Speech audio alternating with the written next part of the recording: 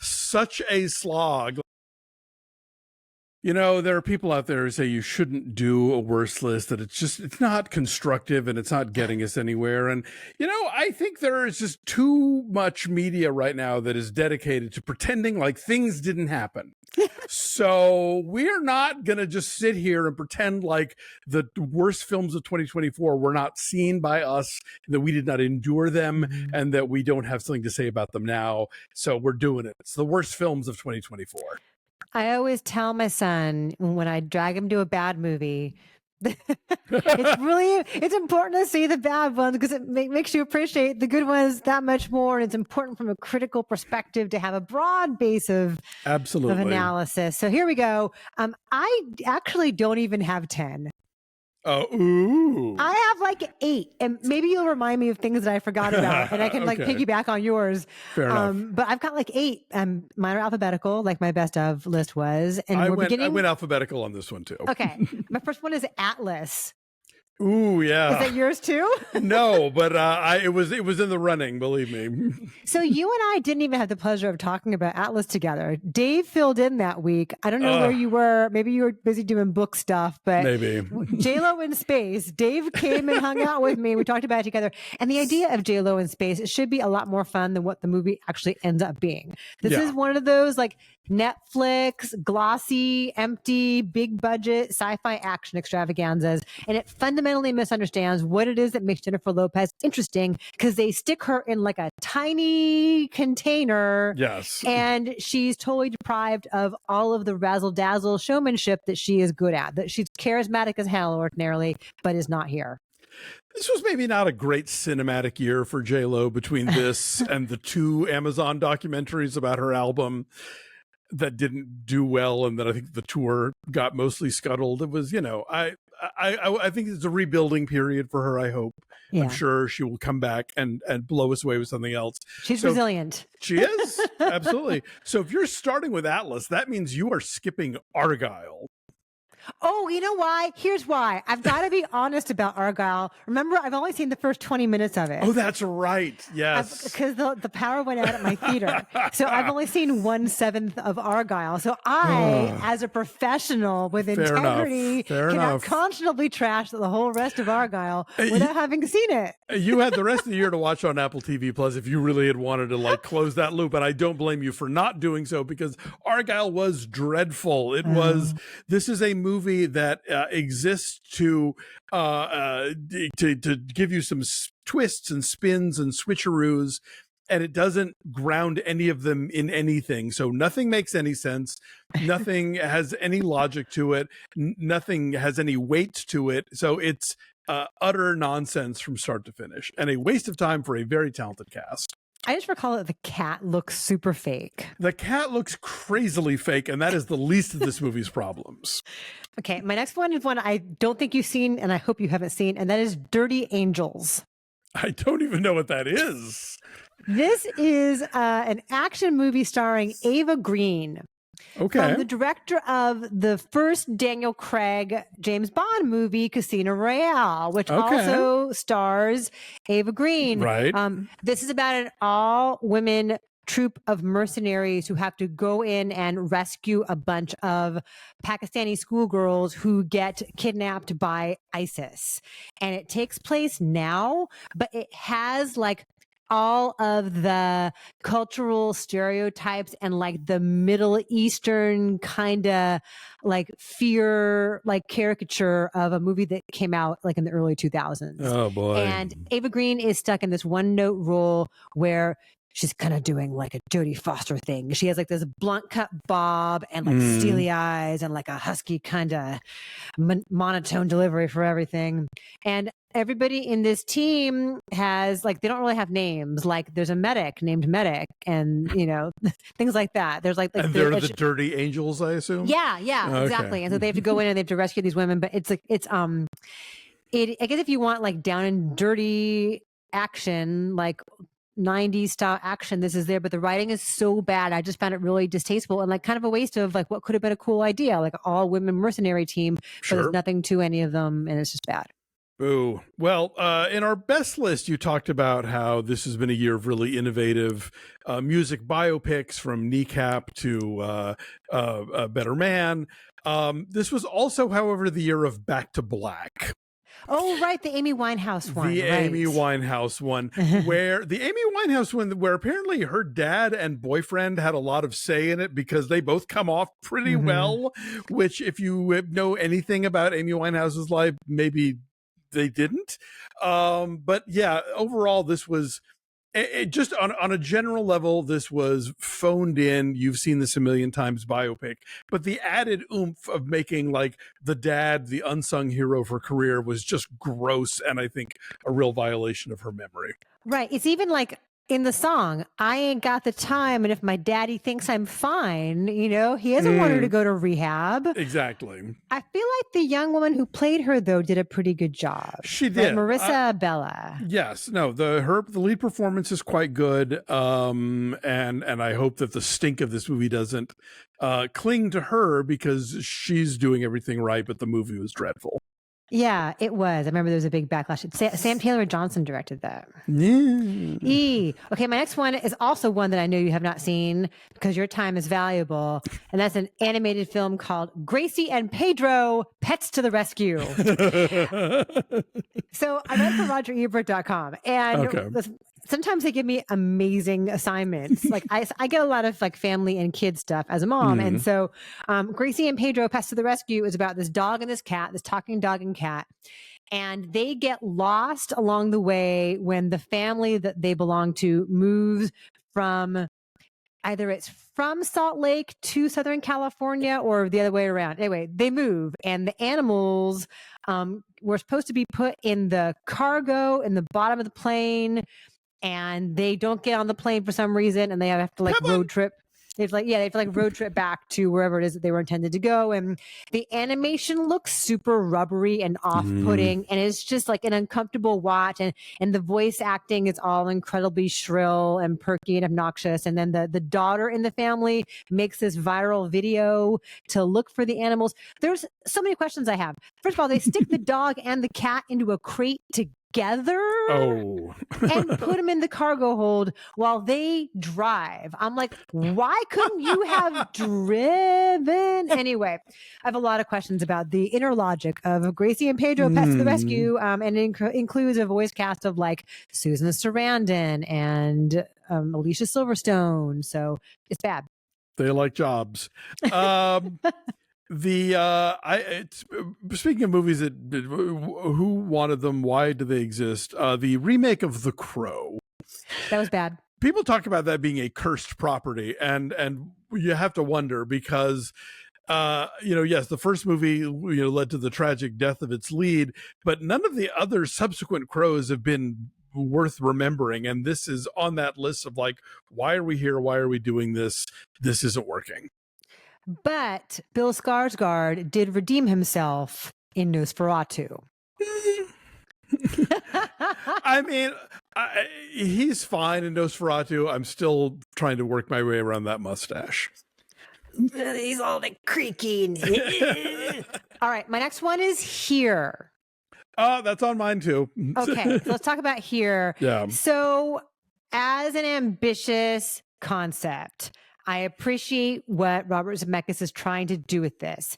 And I appreciate that he's always like pushing it in terms of technology, but putting that camera in that one corner of the living room and having all of like human existence play out before it is so distancing, because quite often things that are meant to be meaningful are happening far away, or they're like contriving them to happen super, super close to the camera. and the de-aging, I think, is terrible on Tom Hanks and particularly on Robin Wright. For sure. So it's just a gimmick that never works. Yeah. And again, it's the sort of thing where I think there are filmmakers who could lock the camera down in the corner of a room and show you the passage of the eons, and make that work and make that about something. But in the hands of Robert Zemeckis, it just becomes this, let's bring back the cast of Forrest Gump for yet another baby boomer wallow, and let's not have anything particularly interesting happen or give you characters that mean anything. And so yeah, it wears out its welcome very quickly and gets very old very fast. Fly Me to the Moon. Another waste of like talented people and Yeah, another like nostalgia. Apple TV setting money on fire. Scarlett Johansson plays like a marketing executive or like she's like an ad exec. Yeah, she's a mad woman who is hired by NASA to fake the moon landing just in case, which she does with the assistance of military guy Channing Tatum. Fun concept, cool cast. Definitely an opportunity for sort of like fun period, stuff and the space age Miami or Florida stuff, and such a slog. Like, go watch Apollo 10.5 instead, but do not bother with this one. And just a mess tonally. Like it keeps going and like it swings really wildly from like wacky comedy to serious drama to romance, and they have no chemistry. None. Two beautiful people, major A-list movie stars, zero chemistry. The clothes, I think I didn't hate it like you did because like I like the clothes and all of the production design. Like, and you like the era too, though. I know. No, I do. And that's why I was disappointed with it. I mean, I'm rewatching Mad Men as we speak, and I love that era of design is so great, and you get some of that in this movie, but it's not enough to overcome its many flaws. Indeed. My next one is Joker, Folie à deux. I was close. I Joker and Megalopolis. I was like, I mean, they tried something, but I endorse this. Have at it. I kind of can't hate Megalopolis though. I don't. It's too interestingly strange. Sure, exactly. It's like it's bad, but interestingly bad. Yes. And Joker, it just never works. Like the operatic heights to which it aims, like they never work. It always rings hollow, and it all feels like a big screw you to the very fan base that like took Joker seriously. And part of me thinks that's really exciting. Yeah, on paper, I love that. I love the idea of any movie that sort of asks the hard questions about why did you love the one before this. I mean, like I love Gremlins 2, and that's a movie that is a chunk of it is really built on like, here's the stuff from the first movie that makes no fucking sense and none of you noticed. But yeah, Joker, I think as a sequel could have been a spit in the face of its fan base and done something with that information and built something else. And instead it's just sort of like, it kind of feels like a prank on people who love the film, people who hated the film, Warner Brothers, you name it, But also like there is so much craft here. Like the cinematography from Lawrence Sher is so striking and so dramatic, and like Lady Gaga is good, but then the whole conceit of it being a musical is so inconsistent because when is it in his mind? When is it actually happening? And it ends up just feeling like a tacked on thing that they use just, I don't know, to indicate his mania, but or just to have fun with different kinds of lighting. I don't know. Yeah, it mostly feels like a sludgy courtroom drama, and nobody wants that. No, I would like more of the Joker and Harley variety hour, though. If it were all just that would be okay. What is your next one? My next one is The Front Room. I don't know if you saw this one. Brandy, yes. Oh, and Catherine Hunter. Right. And so like I thought, okay, Brandy and Catherine Hunter, I'm in. What do you got?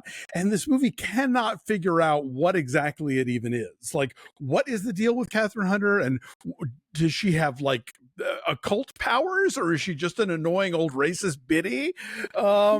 This movie had all these interesting avenues it could have pursued, and it just opts for none of them, and it winds up just being a big, literally poopy mess. Oh yeah, there was a lot of poop. You're right. So much poop.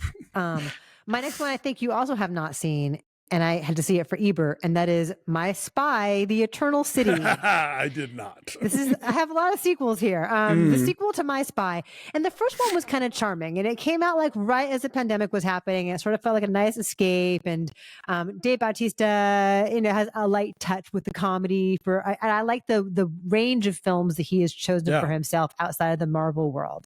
And so here he gets a chance to show some comedy. He and Chloe Coleman have nice chemistry with each other. She's got a good comic touch, and the first one was cute.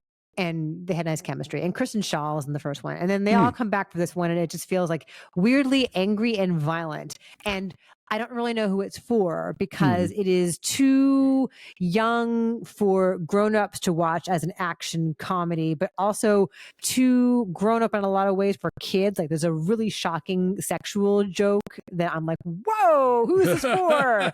So it just doesn't work at all. I also have a Dave Bautista movie, but we're not there yet in the alphabet. My next one is If. The John Krasinski Imaginary Friend movie. Oh, I didn't see it. Oh, man. Again, interesting idea, you know, about like what happens to kids' imaginary friends when they get older, and should adults try to reconnect with that part of their childhood? But the way that it's presented is so like it vacillates between explaining way too much and being like, wait, what? These rules don't make any sense. And what are we advocating here anyway? Like that adults should never get rid of their imaginary friends? Like, yeah, this was a supremely irritating movie. It sounded very precious. It has its moments where it so wants to be loved, you just want to like throw a bucket of cold water on it. Okay, my next one is Poolman. One I thought about, but I kind of admire its chutzpah. You know, and it came out of, what festival was it that it played at? Toronto, I think. And like it was notoriously terrible, which made me kind of want to see it even more. Like, ooh, this is like exciting, star-studded boondoggle. Like A-list star makes his first feature, calls in a lot of friends, and it is as bad as that sounds. And this character is just a collection of quirks. This character that Chris Pine plays, he also directs. It's just a collection of quirks and like LA stereotypes, and it's a waste of a really great supporting cast, including Annette Bening. And it's just, why are we here? Yeah, it doesn't work, but yeah. I did sort of admire the attempt to make it work. And I have to say, I admire the fact that Chris Pine kept that hair and that outfit for like about a year so that he would do red carpets for other movies, but he would be stealthily promoting Poolman. He's dedicated. Yeah. That's like how when Zendaya showed up at every different Challenger's red carpet wearing a tennis themed outfit, you know. So even if you saw the pictures out of context, you would think, oh yeah, tennis. Oh right, that Challenger's movie's coming out. Yes. All right, my Dave Bautista movie is The Killer's Game, which is one of those generic international filmed in Eastern Europe. We threw in, Ben Kingsley to give it some tone movies where Bautista plays the world's greatest hitman, and then he has a terminal disease and he wants to like leave his girlfriend all of his money. So he takes out a hit on himself, but then it turns out he doesn't have a terminal disease, but then it's too late to undo the hit. So he's got to kill all the other great hitmen of the world before they can kill him. And I'm so happy that I missed all of your bad movies. So many of them that I have like no time to catch up on now. Hooray for me.